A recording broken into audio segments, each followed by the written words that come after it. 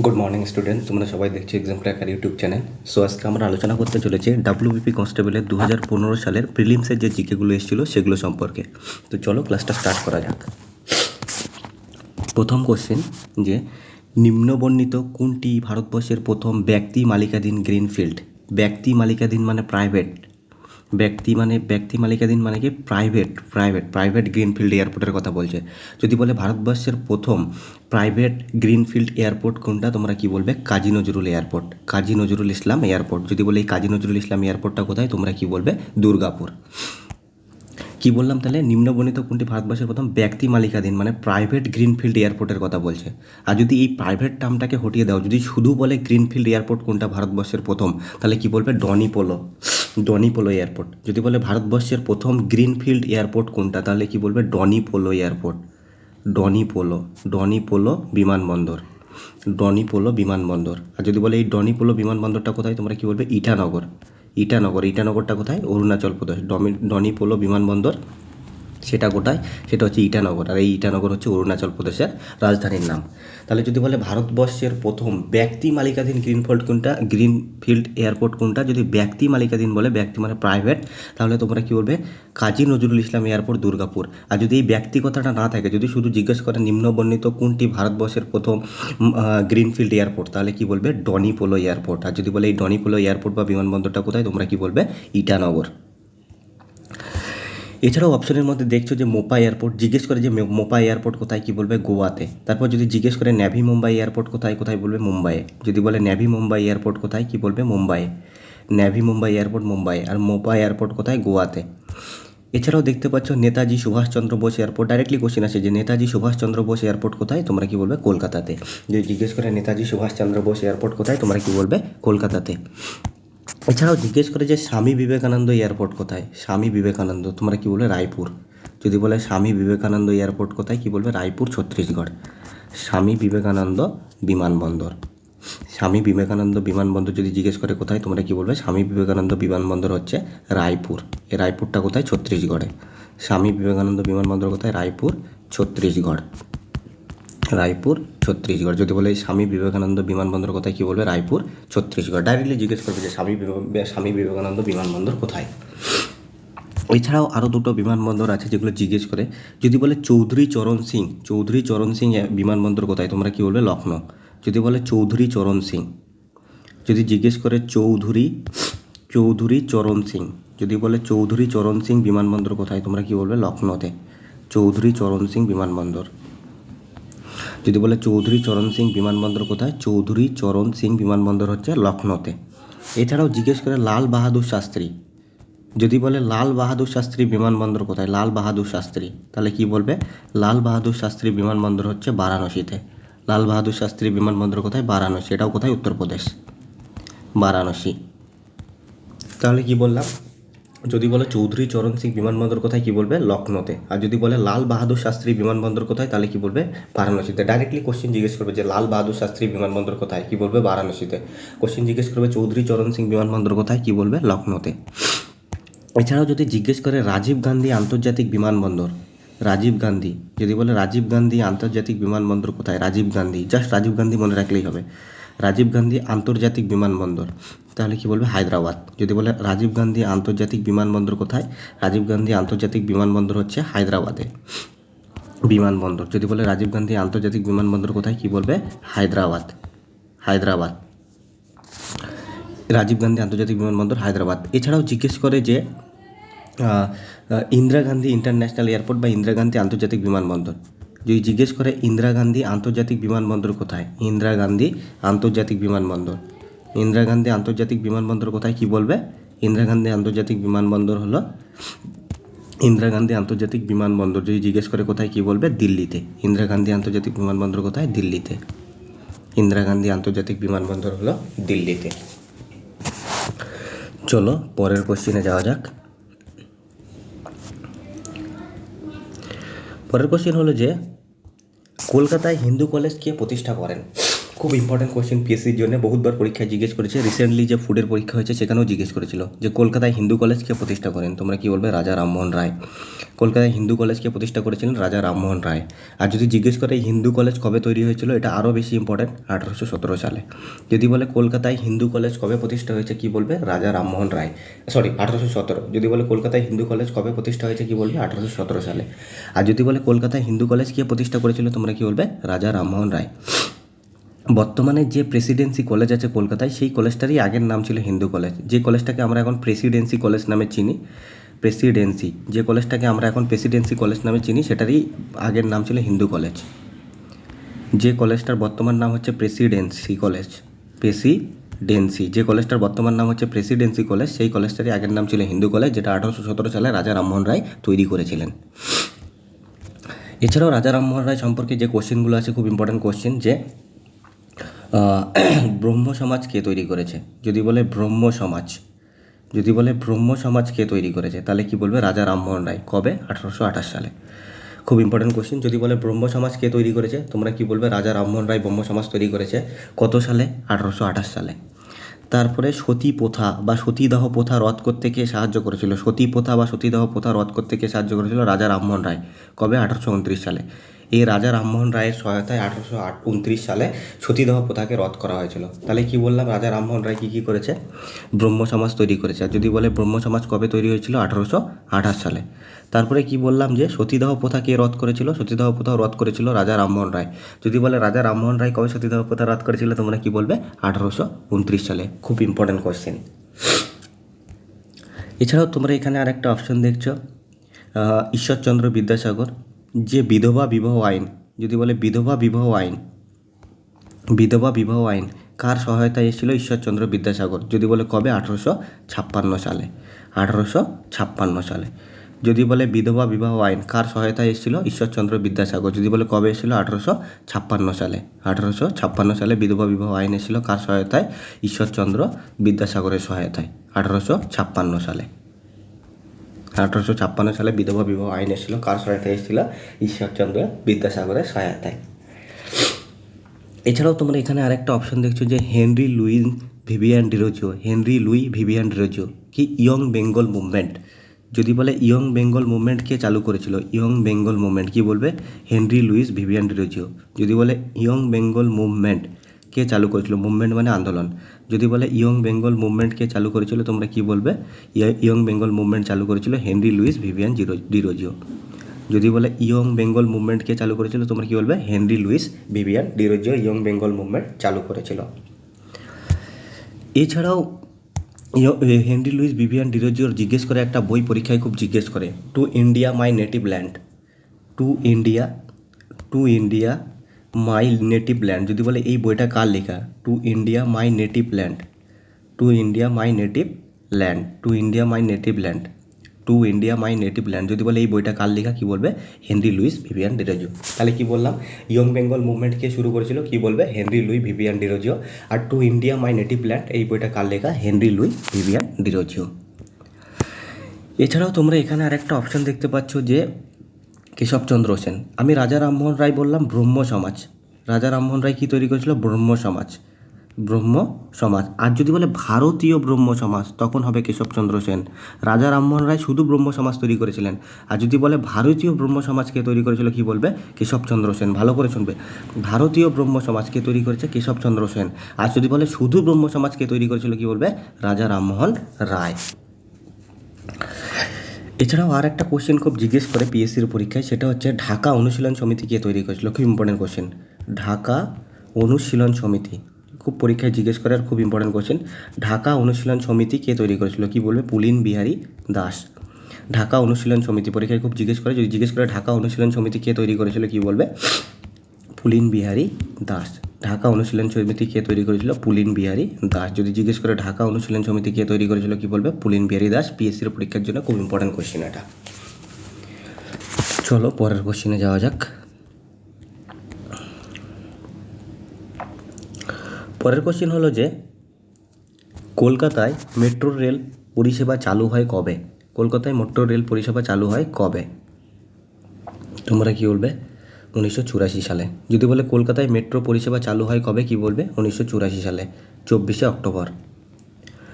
যদি বলে কলকাতায় মেট্রো রেল চালু হয় কবে, কলকাতায় ভারতে প্রথম মেট্রো কোথায় চালু হয়েছিল, কলকাতায়। আর এই কলকাতায় যে মেট্রো রেল চালু হয়েছিল সেটা কবে চালু হয়েছিল, 24শে অক্টোবর 1984। যদি বলে ভারতে কোন শহরে প্রথম মেট্রো রেল পরিষেবা চালু হয়েছিল, কি বলবে কলকাতা। আর যদি বলে কলকাতায় মেট্রো রেল কবে চালু হয়েছিল, 24শে অক্টোবর 1984 সালে। আর এই মেট্রো রেলটা কোথা থেকে কোথায় চলেছিল যদি জিজ্ঞেস করে, তোমরা কি বলবে এসপ্ল্যানেড থেকে ভবানীপুর। এসপ্ল্যানেড থেকে ভবানীপুর। এসপ্ল্যানেড একটা স্টেশনের নাম আছে এখনও, এসপ্ল্যানেড। সেখান থেকে কত দূর অবধি গেছিলো, ভবানীপুর। এসপ্ল্যানেড থেকে ভবানীপুর কত কিলোমিটার গেছিলো, 3.4 কিলোমিটার ভবানীপুর।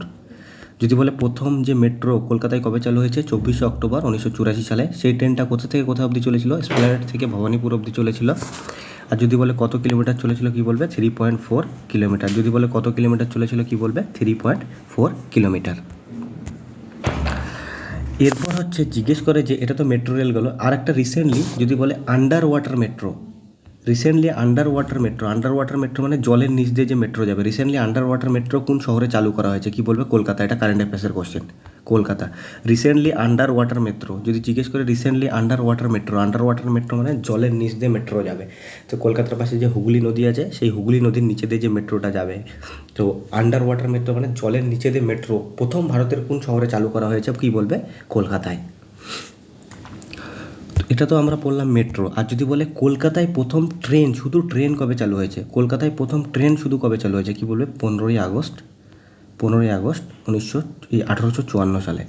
যদি বলে কলকাতায় ট্রেন প্রথম কবে চালু হয়েছে, 15ই আগস্ট 1854 সালে। আর যদি বলে এই ট্রেনটা কোথা থেকে কোথায় চলেছিল, তোমরা কি বলবে হাওড়া টু হুগলি। যদি বলে কলকাতায় প্রথম ট্রেন কবে চালু হয়েছে, তোমরা কি বলবে 15ই আগস্ট 1854 সালে কলকাতায় প্রথম ট্রেন চালু হয়েছে, মানে পশ্চিমবঙ্গে। যদি বলে কলকাতায় প্রথম ট্রেন কবে চালু হয়েছে, 15ই আগস্ট 1854 সালে। সেই ট্রেনটা কোথা থেকে কোথায় চলেছিল, হাওড়া থেকে হুগলি অবধি। আর কত মাইল চলেছিল, 24 মাইল। ভালো করে শুনবে, এটা কিন্তু কিলোমিটার না, মাইল বলেছি, 24 মাইল। তাহলে কি বললাম, যদি বলে কলকাতায় প্রথম ট্রেন কবে চলেছে, 15ই আগস্ট 1854 সালে। ট্রেনটা কোথা থেকে কোথায় চলেছে, হাওড়া থেকে হুগলি অবধি। কত মাইল চলেছে বলবে, 24 মাইল। কত মাইল, 24 মাইল। এছাড়াও একটা ফেমাস কোশ্চিন, যদি বলে ভারতের ট্রেন প্রথম কবে চালু হয়েছিল, কি বলবে 1853 সালে, 16 এপ্রিল 1853। যদি বলে কলকাতায় প্রথম ট্রেন কবে চালু হয়েছে, কি বলবে ভারতবর্ষে। যদি বলে ভারতবর্ষে প্রথম ট্রেন কবে চালু হয়েছে, কি বলবে 16 এপ্রিল 1853 সালে। যদি বলে ভারতবর্ষে প্রথম ট্রেন কবে চালু হয়েছিল, তোমরা কি বলবে 16 এপ্রিল 1853 সালে ভারতবর্ষে প্রথম ট্রেন চালু হয়েছিল। আর যদি বলে এই ট্রেনটা কোথা থেকে কোথায় চলেছিল, তোমরা কি বলবে বম্বে টু থানে। বম্বে থেকে থানে অবধি। যদি বলে এই ট্রেনটা কোথা থেকে কোথা অবধি চলেছিল, তোমরা কি বলবে বম্বে থেকে থানে অবধি। তাহলে ভারতবর্ষে প্রথম ট্রেন কবে চলেছে, 16 এপ্রিল 1853 সালে। আর যদি বলে এই ট্রেনটা কোথা থেকে কোথায় চলেছিল, বম্বে থেকে থানে অবধি। আর যদি বলে কত কিলোমিটার চলেছিল, তাহলে কি বলবে 34 কিলোমিটার। তো ভারতে প্রথম ট্রেন কবে চালু হয়েছে, 16 এপ্রিল 1853 সালে। সেই ট্রেনটা কোথা থেকে কোথায় চলেছে, বম্বে থেকে থানে অবধি। আর কত কিলোমিটার চলেছিল, 34 কিলোমিটার। আর যদি বলে কার টাইমে ভারতের ট্রেন চালু হয়েছিল, ট্রেন পরিষেবা চালু হয়েছিল, তোমরা কি বলবে লর্ড ডালহৌসি। কার টাইমে ভারতবর্ষে ট্রেন পরিষেবা চালু হয়েছিল, কি বলবে লর্ড ডালহৌসি। যদি বলে কার টাইমে ভারতে ট্রেন পরিষেবা চালু হয়েছিল, ট্রেন পরিষেবা ভারতে যে 16 এপ্রিল 1853 সালে ট্রেন চলেছিল, সেই টাইমে গভর্নর জেনারেল কে ছিল, কি বলবে লর্ড ডালহৌসি। এছাড়াও তোমরা এখানে আরেকটা অপশন দেখতে পাচ্ছ 1969 সালে কী করা হয়েছিল, মাদার টেরিসাকে শান্তির জন্য নোবেল পুরস্কার দেওয়া হয়েছিল। পরীক্ষায় কোশ্চিন আসে, খুব ইম্পর্টেন্ট কোশ্চেন। মাদার টেরিসাকে নোবেল পুরস্কার কবে দেওয়া হয়েছিল, 1969 সালে। কিসের জন্য দেওয়া হয়েছিল, শান্তির জন্য। যদি বলে মাদার টেরিসাকে নোবেল পুরস্কার কবে দেওয়া হয়েছিল, তোমরা কি বলবে 1979 সালে মাদার টেরিসাকে নোবেল পুরস্কার দেওয়া হয়েছিল। আর যদি বলে মাদার টেরিসাকে কিসের জন্য নোবেল পুরস্কার দেওয়া হয়েছিল, কি বলবে শান্তির জন্য। চলো পরের কোশ্চেনে যাওয়া যাক। পরের কোশ্চেন হলো যে সূর্য প্রধানত যে উপাদানগুলি দ্বারা সৃষ্ট হয়, মানে সূর্যের মধ্যে কি থাকে। সূর্যের মধ্যে হাইড্রোজেন আর হিলিয়াম থাকে, হাইড্রোজেন ও হিলিয়াম। যদি বলে সূর্যে প্রধানত যে উপাদানগুলো দ্বারা সৃষ্ট সেগুলো কি, হাইড্রোজেন ও হিলিয়াম। তো এখান থেকে একটা ইম্পর্ট্যান্ট কোশ্চিন আসে। এখান থেকে ইম্পর্ট্যান্ট কোশ্চিন এটা আসে যে সূর্যের মধ্যে কি দেখা যায়, নিউক্লিয়ার সংযোজন না নিউক্লিয়ার বিভাজন। তো তোমরা বলবে নিউক্লিয়ার সংযোজন। খুব ইম্পর্ট্যান্ট কোশ্চেন। যদি বলে নিউক্লিয়ার সংযোজন কিসের মধ্যে দেখা যায়, কি বলবে সূর্য। বা সূর্যের মধ্যে কি দেখা যায়, কি বলবে নিউক্লিয়ার সংযোজন। যদি বলে সূর্যের মধ্যে কি দেখা যায়, তোমরা কি বলবে নিউক্লিয়ার সংযোজন। বা নিউক্লিয়ার সংযোজন কিসের মধ্যে দেখা যায়, সূর্যের মধ্যে। তো সংশ্লেষণ সূর্যের মধ্যে। আরেকটা হচ্ছে নিউক্লিয়ার বিভাজন। যদি বলে নিউক্লিয়ার বিভাজন কিসের মধ্যে দেখা যায়, যদি বলে নিউক্লিয়ার বিভাজন কিসের মধ্যে দেখা যায়, কি বলবে? Atom bomb. নিউক্লিয়ার বিভাজন, যদি বলে নিউক্লিয়ার বিভাজন কিসের মধ্যে দেখা যায়, কি বলবে? পারমাণবিক বোম। নিউক্লিয়ার বিভাজন দেখা যায় কোথায়? পারমাণবিক বোম। যদি বলে নিউক্লিয়ার বিভাজন কোথায় দেখা যায়? পারমাণবিক বোম। আর নিউক্লিয়ার সংযোজন কোথায় দেখা যায়? নিউক্লিয়ার সংযোজন হচ্ছে সূর্যে দেখা যায়। এছাড়াও তোমরা এখানে আরও অপশন দেখছো নিয়ন, জেনন। তো আমাদের হচ্ছে 6টা নোবেল গ্যাস আছে। 6টা কি আছে? নোবেল গ্যাস, যেগুলোকে আমরা নিষ্ক্রিয় গ্যাস বলি। কটা নিষ্ক্রিয়? 6টা যে নোবেল গ্যাস বা নিষ্ক্রিয় গ্যাস আছে। তো নাম জিজ্ঞেস করে যে এদের মধ্যে কোনটা নিষ্ক্রিয় গ্যাস না। তো 6টা নিষ্ক্রিয় গ্যাসের নাম তোমরা জেনে নাও। হিলিয়াম, নিয়ন, আর্গন, ক্রিপ্টন, জেনন আর রেডন। তাহলে কি বললাম? হিলিয়াম, নিয়ন, আর্গন, ক্রিপ্টন, জেনন আর রেডিয়ান। তাহলে কি বললাম? কটা হচ্ছে নিষ্ক্রিয় গ্যাস আছে? 6টা। কী কী? হিলিয়াম, নিয়ন, আর্গন, ক্রিপ্টন, জেনন আর রেডন। আর এই যে তোমরা জেনন দেখছো, এই জেননটাকে স্ট্রেঞ্জার গ্যাস বলে। পরীক্ষায় কোশ্চিন আছে যে স্ট্রেঞ্জার গ্যাস কাকে বলে? Stranger gas. পরীক্ষায় কোশ্চিন আছে যে স্ট্রেঞ্জার গ্যাস কাকে বলে? তোমরা কি বলবে? জেননকে। যদি বলে স্ট্রেঞ্জার গ্যাস কাকে বলে, তোমরা কি বলবে? জেননকে। এই যে তোমরা অপশনের মধ্যে জেনন দেখছো, যদি বলে স্ট্রেঞ্জার গ্যাস কাকে বলে, তোমরা কি বলবে? জেননকে স্ট্রেঞ্জার গ্যাস বলা হয়। চলো পরের কোশ্চেনে যাওয়া যাক।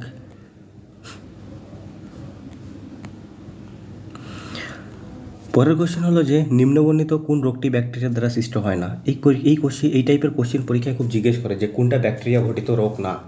তো এদের মধ্যে যে তোমরা দেখছো ইনফ্লুয়েঞ্জা, এই ইনফ্লুয়েঞ্জাটা ব্যাকটেরিয়া ঘটিত রোগ না। তাছাড়াও তোমরা যে দেখছো টাইফয়েড, ডিপথেরিয়া, কলেরা, এগুলো কি ব্যাকটেরিয়া ঘটিত রোগ। তো চলো কয়েকটা ব্যাকটেরিয়া ঘটিত রোগের নাম জেনে নেওয়া যাক। যদি বলে হচ্ছে যক্ষ্মা, যেটাকে আমরা টিবি বলি, টিবি যেটাকে বাংলায় বলা হয় যক্ষ্মা, টিবি যেটা আমরা বাংলায় বলি যক্ষ্মা। টিবি কী ঘটিত রোগ? কী বলবে? ব্যাকটেরিয়া ঘটিত রোগ। যদি বলে টিবি কী ঘটিত রোগ, তোমরা কি বলবে? ব্যাকটেরিয়া ঘটিত রোগ। আর যদি বলে টিবি যে ব্যাকটেরিয়ার জন্য হয়, সেই ব্যাকটেরিয়াটার নাম কি? Mycobacterium tuberculosis. যে ব্যাকটেরিয়ার জন্য হয় সেটা হচ্ছে mycobacterium tuberculosis. Bacterium mycobacterium tuberculosis. Mycobacterium tuberculosis. তাহলে কি বললাম? TB, tuberculosis. টিবির ফুল ফর্ম কি? টিউবারকুলোসিস।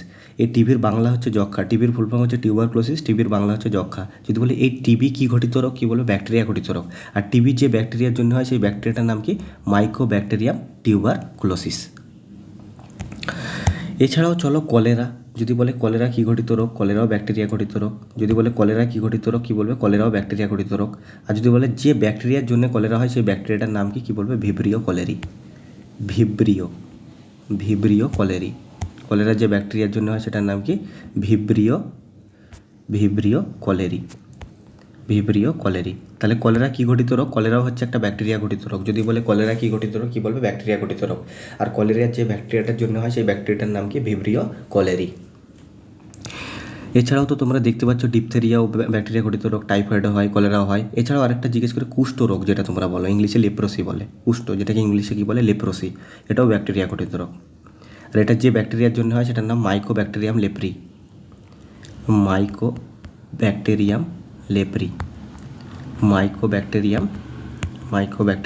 লেপ্রি। যদি বলে কুষ্ঠ, যেটাকে ইংলিশে বলে লেপ্রোসি, সেই লেপ্রোসি রোগটা যে ব্যাকটেরিয়ার জন্য হয়, সেটা সেই ব্যাকটেরিয়াটার নাম কি? Mycobacterium leprae. আর কুষ্ঠ হচ্ছে একটা ব্যাকটেরিয়া ঘটিত রোগ। এছাড়াও পরীক্ষায় জিজ্ঞেস করে যে কয়েকটা ভাইরাস ঘটিত রোগের নাম বলো। যদি কয়েকটা ভাইরাস ঘটিত রোগের নাম বলে, সেগুলো কি বলবে? সবার ফার্স্ট যে কোশ্চেনটা আসে সেটা হচ্ছে স্মল পক্স, যেটা তোমরা বলো বসন্ত রোগ। যেটা কি বলে? বসন্ত রোগ। নাম কি? Small pox. যদি বলে স্মল পক্স কিসের জন্য হয়? ভাইরাস। তাহলে কোশ্চেন আসবে যে স্মল পক্স ভাইরাস ঘটিত রোগ নাকি ব্যাকটেরিয়া ঘটিত রোগ? কি বলবে? স্মল পক্স হচ্ছে ভাইরাস ঘটিত রোগ, আর স্মল পক্সের বাংলা হচ্ছে বসন্ত রোগ। আর যদি বলে যে ভাইরাসের জন্য হয়, সেটার নাম কি? তুমি কি বলবে? Variola virus. যদি বলে স্মল পক্স যে ভাইরাসের জন্য হয়, সেই ভাইরাসটার নাম কি? Variola virus. যদি বলে স্মল পক্স যে ভাইরাসটার জন্য হয়, স্মল পক্স বা বসন্ত রোগ, তার নাম কি? Variola virus. এছাড়া স্মল পক্স ছাড়াও আরেকটা আছে চিকেন পক্স, যেটাকে তোমরা বলা হচ্ছে জল বসন্ত। যেটাকে বাংলায় কি বলা হয়? জল বসন্ত। বাংলায় কি বলে? জল বসন্ত। সেটাকে ইংলিশে বলে হচ্ছে chicken pox. Chicken pox. Chicken পক্সের বাংলা হচ্ছে জল বসন্ত। এটাও ভাইরাস গঠিত রোগ। যদি বলে জল বসন্ত বা চিকেন পক্স কী গঠিত রোগ? ভাইরাস। আর কোন ভাইরাসের জন্য হয় কী বলবে? ভ্যারিসেলা। আগেরটা বললাম ভ্যারিওলা, আর এটা কি? ভ্যারিসেলা। ভ্যারিসেলা। যদি বলে চিকেন পক্স বা জল বসন্ত রোগ কিসের জন্য হয়? তোমরা কি বলবে? ভ্যারিসেলা ভাইরাসের জন্য হয়। আর জল বসন্ত হচ্ছে একটা ভাইরাস গঠিত রোগ। এছাড়াও জিজ্ঞেস করে যে কমন কোল্ড, নর্মালি যে আমাদের ঠান্ডা লাগে ওটাকে কমন কোল্ড বলে। নর্মালি যে আমাদের ঠান্ডা লাগে ওটাকে কী বলে? Common cold. কমন কোল্ড কী ঘটিত রোগ? ভাইরাস। যদি বলে কমন কোল্ড কী ঘটিত রোগ? ভাইরাস। আর যদি বলে যে ভাইরাসের জন্য হয় সেটার নাম কি? Rhino virus. Rhino virus. যদি বলে কমন কোল্ড কী ঘটিত রোগ, তোমরা কি বলবে? ভাইরাস ঘটিত। যদি বলে কমন কোল্ড কী ঘটিত রোগ, তোমরা কি বলবে? ভাইরাস ঘটিত রোগ। আর যে ভাইরাসের জন্য কমন কোল্ড হয় সেই ভাইরাসটার নাম কি? Rhino virus. এছাড়াও র্যাবিস, যার বাংলা হচ্ছে জলাতঙ্ক। র্যাবিস, যার বাংলা কি? জলাতঙ্ক। এটাও একটা ভাইরাস ঘটিত রোগ। যদি বলে র্যাবিস কী ঘটিত রোগ, তোমরা কি বলবে? ভাইরাস ঘটিত রোগ। র্যাবিসের বাংলা হচ্ছে জলাতঙ্ক। এই যে জলাতঙ্ক রোগ বা র্যাবিস রোগ, এটা কী ঘটিত রোগ? ভাইরাস ঘটিত রোগ। আর যে ভাইরাসের জন্য হয় সেই ভাইরাসটার নামও র্যাবিস। র্যাবিস ভাইরাসের জন্য। তাহলে যদি বলে র্যাবিস কী ঘটিত রোগ? ভাইরাস ঘটিত রোগ। র্যাবিস কোন ভাইরাসের জন্য হয়? র্যাবিস ভাইরাসের জন্য। আর র্যাবিসের বাংলা হচ্ছে জলাতঙ্ক রোগ। এছাড়াও মিজেলস, মাম্পস এগুলো কী ঘটিত রোগ? ভাইরাস ঘটিত রোগ। যদি বলে মিজেলস কী ঘটিত রোগ? ভাইরাস ঘটিত রোগ। যদি বলে মাম্পস কী ঘটিত রোগ, কী বলবে? ভাইরাস। শুনেছো এগুলো ছোটোবেলায়, মিজেলস হয়, মাম্পস হয়। তো মিজেলস কী ঘটিত রোগ? ভাইরাস। মাম্পস কী ঘটিত রোগ? ভাইরাস। চলো পরের কোশ্চেনে যাওয়া যাক। পরের কোশ্চেন হচ্ছে ন্যাশনাল পুলিশ একাডেমি। তো এখান থেকে তিনটে কোশ্চেন খুব ইম্পর্টেন্ট। একটা হচ্ছে national police academy, NPA, national police academy. যদি বলে ন্যাশনাল পুলিশ একাডেমি সদর দপ্তর কোথায়, তোমরা কি বলবে? হায়দ্রাবাদ। ন্যাশনাল পুলিশ একাডেমি সদর দপ্তর কোথায়, তোমরা কি বলবে? হায়দ্রাবাদ। এছাড়াও আর দুটো কোশ্চেন এখান থেকে আসে। একটা হচ্ছে national military academy. National military academy এটা কোথায়? দেরাদুন। যদি বলে ন্যাশনাল মিলিটারি একাডেমি, এর হেডকোয়ার্টার কোথায়? Dehradun. National military, NMA, national military academy. National military academy, national military academy Dehradun. দেরাদুনে কিসের হেডকোয়ার্টার? National military academy. যদি বলে ন্যাশনাল মিলিটারি একাডেমি সদর দপ্তর কোথায়, তোমরা কি বলবে? দেরাদুন। দেরাদুনে হচ্ছে ন্যাশনাল মিলিটারি একাডেমির সদর দপ্তর। আর ন্যাশনাল পুলিশ একাডেমি সদর দপ্তর কোথায়? হায়দ্রাবাদে। আরেকটা ইম্পর্টেন্ট, ন্যাশনাল পুলিশ একাডেমি সদর দপ্তর কোথায়? হায়দ্রাবাদে। আরেকটা ইম্পর্টেন্ট কোশ্চেন আছে যে national defence academy. National defence academy, যদি বলে national defence academy, NDA, national defence academy, এর হেডকোয়ার্টার কোথায়? পুনেতে। National defence academy full form কি? এনডিএ। এর হেডকোয়ার্টার কোথায়? ন্যাশনাল ডিফেন্স একাডেমির হেডকোয়ার্টার হচ্ছে Pune. National defence academy, NDA, এর সদর দপ্তর কোথায়? পুনেতে। যদি বলে পুনের কোথায়, পুনের মধ্যে একটা জায়গা, ন্যাশনাল ডিফেন্স একাডেমি, এনডিএ, পুনেতে একটা জায়গা আছে কি নাম? খোদা খয়সালা। খোদা খয়সালা, পুনেতে একটা জায়গা আছে কি নাম? খোদা খয়সালা। খোদা খয়সালা, পুনেতে একটা জায়গা আছে খোদা খয়সালা। সেই খোদা খয়সালাতে ন্যাশনাল যে ডিফেন্স একাডেমি আছে তার সদর দপ্তর। চলো পরের কোশ্চেনে যাওয়া যাক।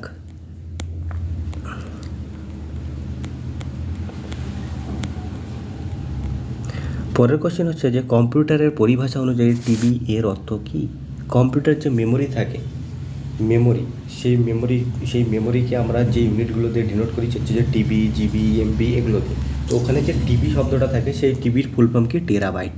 যদি বলি কম্পিউটারে যে টিবি থাকে সেই টিবির ফুল ফর্ম কি? টেরাবাইট। কম্পিউটারে যে টিবি থাকে সেই টিবির ফুল ফর্ম হচ্ছে টেরাবাইট। এছাড়াও কিছু জেনে নেওয়া যাক। যদি বলে কম্পিউটারের সবথেকে ছোট একক কি মেজর করার, কম্পিউটারের স্টোরেজ মেজর করার, কম্পিউটারের যে স্টোরেজ থাকে সেটা মেজর করার সবথেকে ছোট একক কি, তোমরা কি বলবে? বিট। যদি বলে কম্পিউটারের বিটস, যদি বলে কম্পিউটারের যে স্টোরেজ থাকে সেই স্টোরেজ মেজর করার সবথেকে ছোট ইউনিট কি বলবে? বিটস। তো আমরা কি জানি যে যদি কোশ্চেন আসে 1 byte equal to dash bit, বহুতবার পরীক্ষা আসে 1 বাইট ইকুয়াল টু 8 বিটস, এগুলো মুখস্থ করবে, পরীক্ষায় খুব কোশ্চেন আসে। বলবে যে 1 byte equal to dash bits, কী বলবে? 1 বাইট ইকুয়াল টু 8 বিটস। তাছাড়াও কোশ্চেন আসে যে 1 nibble equal to dash bit, 1 nibble equal to 4 bit. পরীক্ষায় বহুতবার কোশ্চেন এসে কী কোশ্চেন এসে যে 1 nibble equal to dash bit, কী বলবে? 4 bit. 1 byte equal to dash bit, কী বলবে? 8 বাইটস। যদি বলে 1 byte equal to dash bit 8 bytes, 1 nibble equal to 4 bit. এছাড়াও কোশ্চেন জিজ্ঞেস করবে যে 1024 বাইটস ইকুয়াল টু কি? 1024 বাইটস ইকুয়াল টু 1 কেবি। এবার কেবিরও ফুল ফর্ম জিজ্ঞেস করতে পারে, কি বলবে? কিলোবাইট। কেবির ফুল ফর্ম কি? কিলোবাইট। কী বলবে 1024 বাইটস ইকুয়াল টু 1 কেবি, কেবির ফুল ফর্ম জিজ্ঞেস করলে কিলোবাইট। এবার 1024 কিলোবাইট, 1024 কিলোবাইট ইকুয়াল টু কি 1 এমবি, 1024 কিলোবাইট ইকুয়াল টু কি 1024 কিলোবাইট ইকুয়াল টু 1 এমবি। এবার এমবির যদি ফুল ফর্ম জিজ্ঞেস করে কী বলবে মেগাবাইট, মেগাবাইট। তাহলে কি বললাম 1024 কিলোবাইট ইকুয়াল টু কী হয় 1 এমবি। এবার এমবির যদি ফুল ফর্ম জিজ্ঞেস করে কী বলবে মেগাবাইট। এরকম কেবির টিভির ফুল ফর্ম জিজ্ঞেস করেছে, কেবিরও জিজ্ঞেস করতে পারে, এমবিরও জিজ্ঞেস করতে পারে। তারপরে আসবে হচ্ছে 1024 MB megabyte, 1024 MB megabyte, 1024 MB megabyte. যদি বলে 1024 এমবি ইকুয়াল টু 1 জিবি, জিবির ফুল ফর্ম কি গিগাবাইট, 1 জিবি। আর জিবির ফুল ফর্ম কি গিগাবাইট, জিবির ফুল ফর্ম হচ্ছে গিগাবাইট। তারপর কোশ্চেন আসবে যে 1024 জিবি মানে 1024 গিগাবাইট ইকুয়াল টু 1 টিবি, যেটা এখানে দেওয়া আছে। আর টিবির ফুল ফর্ম কি টেরাবাইট। যদি বলে টিবির ফুল ফর্ম কি terabyte, 1024 GB equal to 1 TB. তো পরীক্ষা ডাইরেক্টলি কোশ্চেন আসবে 1 TB equal to dash GB বা 1024 GB equal to dash TB, এইভাবে পরীক্ষায় কোশ্চেন আসতে থাকে। চলো পরের কোশ্চেনে যাওয়া যাক। পরের কোশ্চেন হলো যে নিম্নবর্ণিত কোন মহাপুরুষের জন্মদিনে ন্যাশনাল ইউথ ডে উদযাপিত হয়। এটা তোমরা সবাই জানো। ন্যাশনাল ইউথ ডে কবে পালন করা হয় 12ই জানুয়ারি। ন্যাশনাল ইউথ ডে কবে পালন করা হয় 12ই জানুয়ারি। কার জন্মদিন উপলক্ষে স্বামী বিবেকানন্দ। যদি বলে national youth day, national youth day কবে পালন করা হয় 12ই জানুয়ারি, 12 জানুয়ারি। ফার্স্ট কোশ্চেন আসবে যে ন্যাশনাল ইউথ ডে কবে পালন করা হয় 12ই জানুয়ারি। আর কোন মহাপুরুষের জন্মদিনে স্বামী বিবেকানন্দের জন্মদিনে। এছাড়াও স্বামী বিবেকানন্দ দিয়ে দুটো খুব ইম্পর্টেন্ট কোশ্চেন আছে। একটা হলো যে রামকৃষ্ণ মিশন কে তৈরি করেছে। যদি জিজ্ঞেস করে রামকৃষ্ণ মিশন কে তৈরি করেছে, রামকৃষ্ণ মিশন, তাহলে কী বলবে স্বামী বিবেকানন্দ। এর থেকে ইম্পর্টেন্ট কোশ্চেন আছে যে রামকৃষ্ণ মিশন কবে তৈরি করা হয়েছিল 1897 সালে। যদি বলে রামকৃষ্ণ মিশন কবে তৈরি করা হয়েছিল কী বলবে 1897 সালে। আর যদি পরীক্ষায় কোশ্চেন আসে যে রামকৃষ্ণ মিশন কে তৈরি করেছিল কী বলবে স্বামী বিবেকানন্দ। তাহলে 1897 সালে স্বামী বিবেকানন্দ রামকৃষ্ণ মিশন তৈরি করেছিলেন। এছাড়াও রামকৃষ্ণ মিশন দিয়ে আরেকটা কোশ্চেন আছে যে স্বামী বিবেকানন্দ আরেকটা কোশ্চেন আছে যে 1893 সালে আমেরিকার চিকাগো শহরে, 1893 সালে আমেরিকার চিকাগো শহরে হিন্দু ধর্ম সম্পর্কে প্রথম ভাষণ দিয়েছিলেন। যদি বলে স্বামী বিবেকানন্দ কোথায় হিন্দু ধর্ম সম্পর্কে প্রথম ভাষণ দিয়েছিলেন চিকাগোতে। আর চিকাগোটা কোথায় আমেরিকাতে। আর যদি বলে কবে 1893 সালে, 1893 সালে। এছাড়াও তোমরা এখানে আরেকটা অপশন দেখছো ক্ষুদিরাম বোস। তোমরা সবাই জানো ক্ষুদিরাম বসুকেও ফাঁসি দেওয়া হয়েছিল। কোশ্চেন আছে যে ক্ষুদিরাম বসুকে কবে ফাঁসি দেওয়া হয়েছিল 11ই আগস্ট 1908 সালে।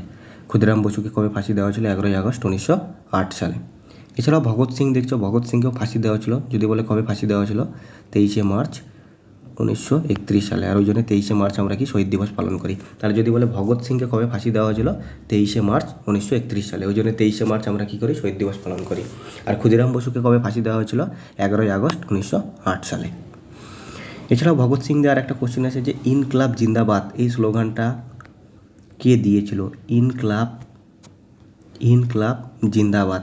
যদি বলে ইনকলাব জিন্দাবাদ এই স্লোগানটা কে দিয়েছিল কি বলবে ভগৎ সিং। ইনকলাব জিন্দাবাদ এই স্লোগানটা কে দিয়েছিল ভগৎ সিং। এছাড়াও তোমরা এখানে আরেকটা অপশন দেখছো সুভাষচন্দ্র বোস।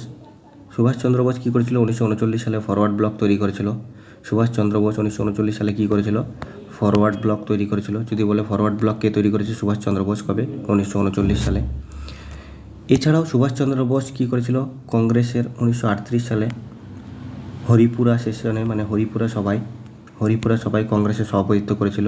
যদি বলে সুভাষচন্দ্র বোস প্রথম কংগ্রেসের সভাপতিত্ব কোন সভায় করেছিল সুভাষচন্দ্র বোস কংগ্রেসের প্রথম সভাপতিত্ব করেছিল হরিপুরা সভায়। যদি বলে কত সালে 1938 সালে। এছাড়াও সুভাষচন্দ্র বসু কী বলেছিল তোমরা আমাকে রক্ত দাও আমি তোমাকে আজাদি দেব, তোমরা আমাকে রক্ত দাও আমি তোমাদের আজাদি দেব। এই স্লোগানটা কে দিয়েছিল সুভাষচন্দ্র বোস। চলো পরের কোশ্চেনে যাওয়া যাক। পরের কোশ্চেন হলো যে 2011 সালের জনগণনা বা আদিম সমাজ অনুযায়ী ভারতবর্ষের লিঙ্গ অনুপাত কত।